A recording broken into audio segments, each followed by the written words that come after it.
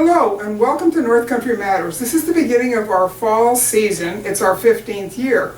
We're going to be talking today about a new event in Potsdam, the Back to School Fair, which is going to be scheduled on August 24th. With me in the studio are two guests who have been here before. Laurel Brawl is with the Potsdam Snackback Program, and Joanne Chambers, the superintendent of Potsdam Central School. So they're both repeat guests on the show, and we are delighted to have them together for this event. And the Back to School Fair is something that is really a response to need in the community, isn't it, Laurel?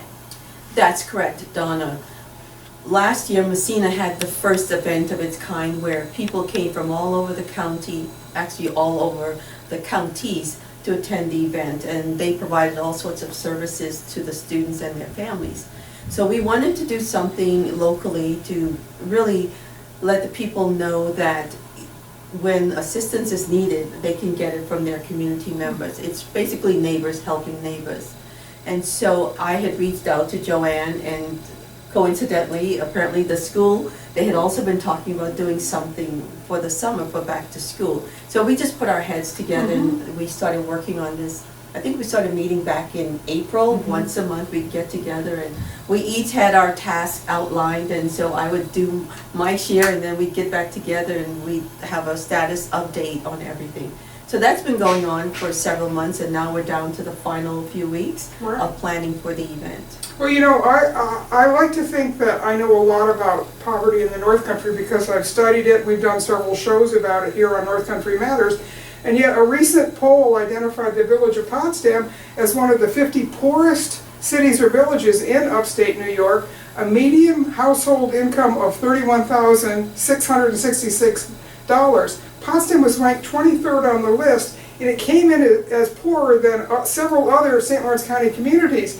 And that's not kind of how we think of ourselves, is it, Joanne? But that's the reality. We have a very diverse demographic, and people don't often think of Potsdam. You know, I think they think of the two colleges, the hospital, which is such a big employer in the county, and they think that all of our students come from those households. But about 40% of our students in the district receive a free lunch, so that is a measure of poverty, or a family that doesn't have, you know, the means always to do for their children what they would like. So it is surprising how much poverty we have. And one of the things I think about rural poverty is it's more invisible than urban poverty because it's much more spread out.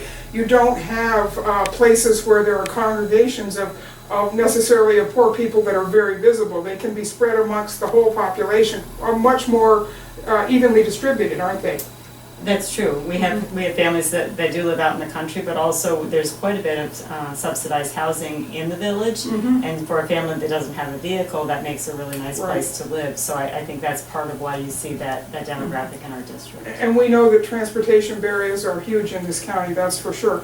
Laurel, let's take just a moment to tell folks about the Snack Pack program, who it serves and what it does, because there's always new families in the community, certainly new school families as they come in, or their kids are just aging into the elementary years. So let's give folks a little idea about that, just so they can become familiar with what you do.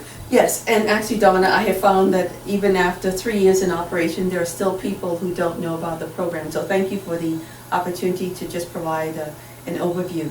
Well, the program was started in November 2016, and some people have heard the story. It started around my dining room table. Initially, we were serving just 40 students from Lawrence Avenue, and after a while, we were able to gain support from community members and from local businesses. And as we were gaining additional financial support, we also started seeing an increase in the requests for snack packs. So we provide a minimum of 8 snack packs for students on the weekends and holidays. And right now, we're serving more than 250 students a week at every level. So this is across Potsdam Central School District, including Head Start. And it's really wonderful to see the response. As I said, we've noticed that the donations from businesses, that certainly has increased since 2017, but also so many organizations, and in particular the colleges, the fraternities and sororities and all the various other organizations, the sports, the recreation department, all of them have contributed in some way to serve the students in this community. So it's really been a community effort.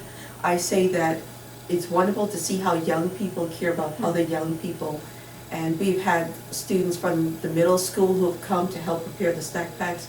We've had a lot of the athletes from the colleges.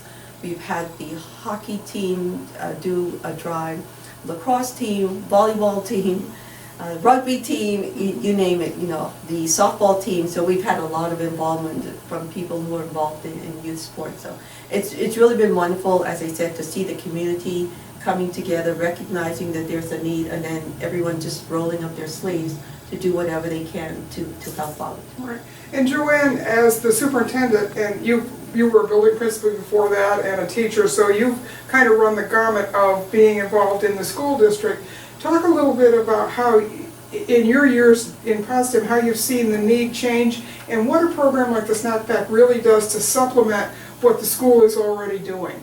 Well, no child can learn if they're hungry, and so those basic needs have to be met before we can do our job, which is teaching and learning. So the snack pack really helps make sure that from the time the student leaves school in the afternoon until the next morning when they're back to us for breakfast again, they've got something to help get them through. And I think those weekends and school vacations are particularly challenging for families. So to be able to go home with a healthy snack in their backpack really helps families a lot. And I appreciate it's discreet. You know, a lot of our families have tremendous pride, and it's hard for them to accept charity from the community. So to have the snack pack done in such a discreet way, students don't know who's getting it and who's not. It goes home in a backpack, and it's gives those kids what they need. And one of the things that we've really seen in the North Country in the last 10, 11 years since the economic downturn started about in 2008 is that a lot of families that were self-sufficient because they had a good job, a lot of those jobs have disappeared in this county, and a lot of low-income, low-benefit jobs have taken their place. So a lot of families have sort of slipped out of the middle class, haven't they? Just because of circumstances far beyond their control. I think so. We've certainly seen an increase in the number of students qualifying for a free lunch over the last 10 years. That has increased significantly. So we're now into August, which is back to school time, and for families, they're shopping and getting ready for that. And what is the back to school fair? How is what you're offering at the back to school fair going to supplement what families are already struggling to do to get their students ready to start school in September around? Okay, well, we use the word fair for very good reason. We want this to be a fun event for the children. It's almost like a carnival. We're going to have a huge, like I think it's 80 feet long, obstacle course, the bounce house. We have various carnival games. We have yard games. SUNY Potsdam Rec is also loaning us some games for the events. There's going to be plenty for the children to do. We'll have arts and crafts. So that's all the fun stuff. And Cubby the Clown, because that's another big favorite for the younger kids. Right, they're somebody that they're all familiar with in a variety of different ways. Cubby. Yes. But the other thing I tell people is that it's a fun event, but it's also there to provide for some very practical needs. So in addition to getting school supplies, and I want to thank Great Northern Printing, they're actually donating 200 drawstring bags for us, for us to pack the supplies in. And you have the packing team on hand, don't you? And we have a lot of support from the community. We have the regular snack pack volunteers, plus all the other people who have said, I want to help out. But kids are also going to be able to get haircuts, vision screening, help completing financial forms for the families. So there's a lot for them to do in terms of just having fun, but there's also some practical needs that the families can take care of. And it's all going to be done in one setting. And we have so many different resource providers who will be on hand. One of the biggest responses I received on Facebook was a post that I put up about 4 days ago, and it was showing a car seat and the little babies in the car seat. And I mentioned that Carrie Connor from the Highway Traffic and Safety Office was going to be on hand, and people may be able to find out if they're eligible to get a free car seat. And that post was actually shared with people from all over. I had people contacting me from outside of New York State saying, how can I get there? Where exactly are you located? And so when I responded back, one woman wrote, she said, it's too far away. She said, I wish I could be there. But, you know, it just shows that, you know, there are people all over this country who are in need. But I'm just so happy to see that, you know, this a place where everyone can gather It's a fun day, as I said, for the children. We have so many resource providers who will be on hand, and these are all activities that the children can participate in, and as I said, the parents can receive help doing some of the practical things that they need to get done. Now, you've mentioned a little bit about some of the people that you're partnering with, including the schools, but let's talk about who some of the community partners have been, because they're critical to putting on anything like this. No, the snack pack couldn't do this by itself, the school couldn't do it by itself. You need the community to show up. So. Yes, and I wrote down the names just so that I didn't miss anyone. So we have BJ's Wholesale, Canton Potsdam Hospital, as I mentioned, Great Northern Printing. Fidel is here. They donated around 150 toothbrushes and coloring books for the kids. New Hope Community Church, North Country Savings Bank, Potsdam Church of the Nazarene, the Potsdam Teachers Association, Price Chopper, Sandstone Family Dentistry, TJ Toyota, and the Elks Lodge. They're donating 80 backpacks, and the People Project, they purchased brand new books, children's books, that they'll be bringing and then giving out to the children. So we've had so many people just come together to make this happen. And I know we may have some other businesses out there who may want to participate, but so far these are the companies that have stepped forward, and so we're considering them, our partners and sponsors. And of course, one of the most critical folks that you work with all during the year is the Chamber of Commerce. They've been wonderful, haven't they? The Chamber, and I was remiss in not mentioning UPS and B99 3-Star 100.1. They have truly been there from the beginning for us. John Winter at the radio station, he's just been like our staunchest supporter. And also Janice Adderley and Fonda at UPS. They have done so many wonderful things. They have helped craft our a very nice poster, and they helped develop our logo, and they have been so responsive, and they sponsor the food drive twice a month in April and September. So they've just been huge supporters of our program, and I sometimes forget because I'm with them all the time. Right. I almost take them for granted, but I can't say enough about the way they have come, and they've been standing with us since the very beginning. And Janice right now is the president of the Potsdam Chamber right now, so is that not correct? I think. Yeah, I think she is. Yeah, I think she is. She's the new, she's the president. Okay. So that brings that power of the business community even more to the front, doesn't it? So Joanne, part of what the school's been able to do is to help make local families aware of the back to school fair. How have you been able to communicate those details to your school family members? Well, it's gotten easier and easier to communicate with families with social media. We use Facebook, Twitter, and Instagram. We have electronic newsletters, and so we're pretty in touch with our families. So Laurel's done a great job preparing the materials, and we just keep shooting those out through all of our channels. And we started promoting it actually before school was even out. We put the date on our district calendar, so when those come in the mail, that date is there, and we're hoping to get a great turnout. That's right. Those save the dates sometimes are really important, especially as we get close to the end of summer when everybody's trying to get events in, aren't they? Yes. So the district is also providing some busing for the fair. So talk about where the buses are going to be leaving from and how that's going to work. If you would, so I hope Laurel has that schedule with her because I can't remember. But we are going to provide a Potsdam school bus that will go from Dever Drive to Meadow East, Evergreen Park, Swan Landing, deliver families to the fair, and then start the route again. So it'll be a continuous circuit. Okay. We think probably every 40 minutes or so.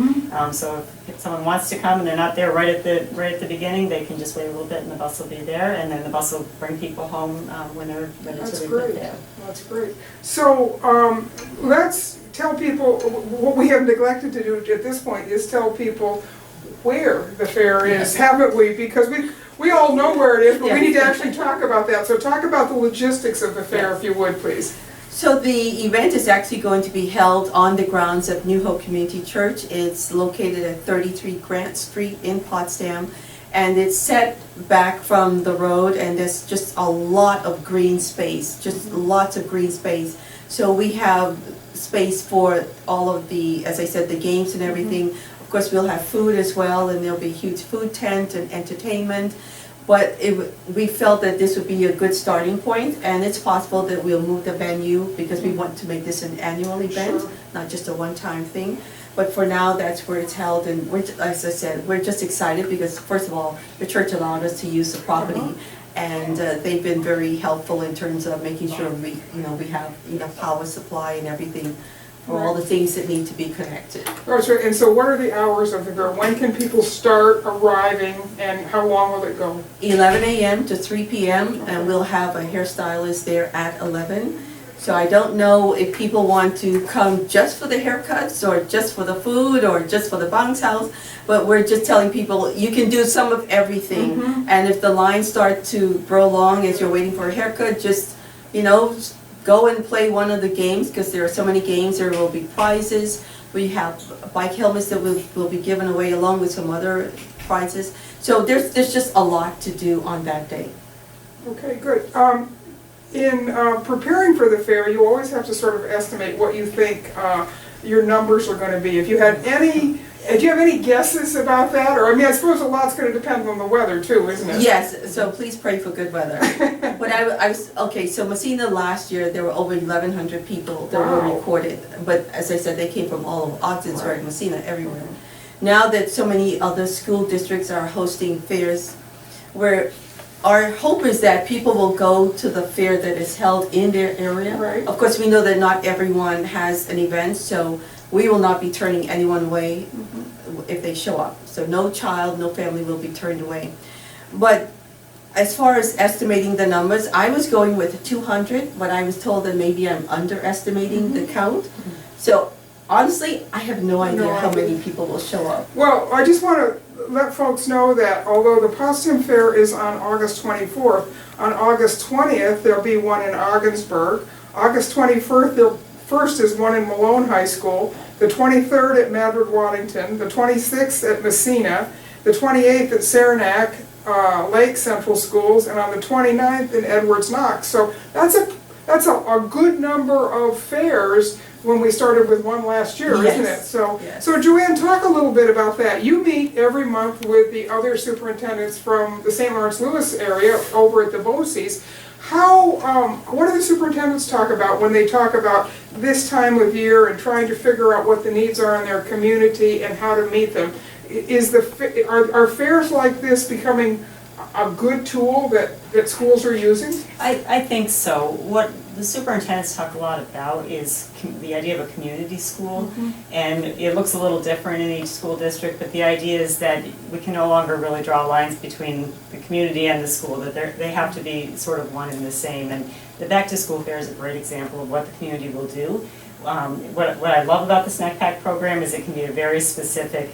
A lot of people want to help, but they don't know how. Right. But Snack Pack is very specific, whether it's making a donation or volunteering to pack the snack packs. That's something that everybody can do. And I think districts are recognizing that to have kids healthy and fed and rested, it takes the whole community. And students can learn if they aren't feeling safe and full and well rested. And we're seeing school districts pick up ideas, for example, the summer feeding program. I know there's a couple of schools, including Edwards Knox, that do that. I think Hubleton now has a school-based food pantry. So there's a lot of effort to do that kind of school-community connection that you're talking about. And schools are really becoming community centers in many ways, aren't they? I think so. That are looking at the whole student and the families they come from, rather than just the school day. Absolutely. Right? Yeah. It's interesting because I think schoolhouses started out that way as the center of the community, and as they got big and consolidated, we lost a little bit of that. But I do think we're moving back to that. Well, I'm old enough to be a product of before centralization in this district. I went to the Hanover Falls School for elementary. There was one in West Stockholm. There was one in West Potsdam, and gradually, as the consolidation went forward, everybody started being bused, and communities kind of lost that core that was one of the places. Well, your kids went to school in the same community they lived in. I walked home for lunch every day because that was something was available. We didn't have cafeterias, so you could either bring your lunch or you could walk home. And that sense of community gets broken every time we lose one of those central course, doesn't it? I think so. So it's nice to see that this is coming back again. So Laurel, in thinking about the back to school fair, give folks your elevator speech. What, you know, kind of what's your pitch for this? How should they think about the back to school fair? And, you know, why should they put it on their calendars and bring their child? So for all the families out there, and if you know people who have school-age children, please tell them that this is an opportunity for the community to come together to rally around families. We know that there are so many people who are holding down multiple jobs, and yet they're finding that at the end of the month, there are still things left undone. We want to take the financial pressure off of the families. We want them to be able to have a day where their children can just have fun, where they can take care of some practical needs and meet some really cool people. There are so many resources here in the community, and I think what's happening is that a lot of people are not aware of what's available to them. So this is an opportunity for us to just come alongside and say, here's what we have to offer you. And if you want to take advantage of it, great. And I really do hope that people, as I said, will share this message with others, because we want to be able to serve our community, and we want to work together with the school district, with the business community, with the colleges, and take advantage of all of the resources and the skills and the talents that we have right here in our little neck of the woods. You know, one of the things that I have learned since doing North Country Matters is that the North Country is resource rich and information poor. We have a lot more here than any of us know about, and so things like this that put people in touch with resources in the community are so important. Joanne, it's almost time for school to start, and I know you're busy preparing for that new school year. When does school start? What's the first day of school? Give us your little back to school pitch. Sure. So school starts for students on September 4th, but our staff will be back August 29th, so they'll have a couple of days of professional development. We've been very busy hiring. We have 17 new staff that we're welcoming, which is really exciting. A lot of fresh faces and new energy. It's always exciting for us to do that. So we're looking forward to a great start. I think the back to school fair is going to be an excellent lead into that, build an excitement for our students, and everyone will come with the things they need to begin learning on the first day of school. Wow, that's great. And there is always you're always sad to see the summer end, but there's something about getting back to school that gives everybody some new energy, isn't there? So that's fun and something that everybody can look forward to in just not quite a month from today. Right. So we enjoy summer while you can, kids. So at any rate, well, I want to thank you both for coming in.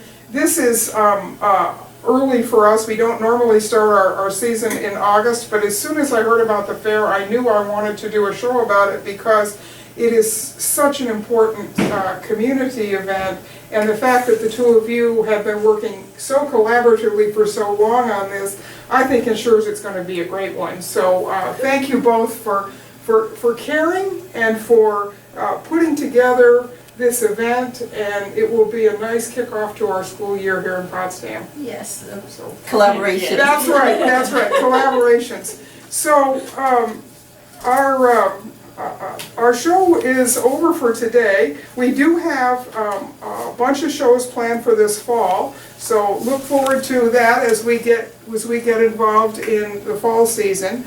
These conversations are a production of North Country Matters, which is filmed here in the Fred W. Cleveland Computer Center of the Potsdam Public Library. These shows are a civic collaboration between the St. Lawrence County League of Women Voters and the Potsdam Public Library. Until next time, remember, our North Country Matters. Joanne, thank you. Laurel, thank you. It's always a pleasure having you two come in, because we always have so much to talk about.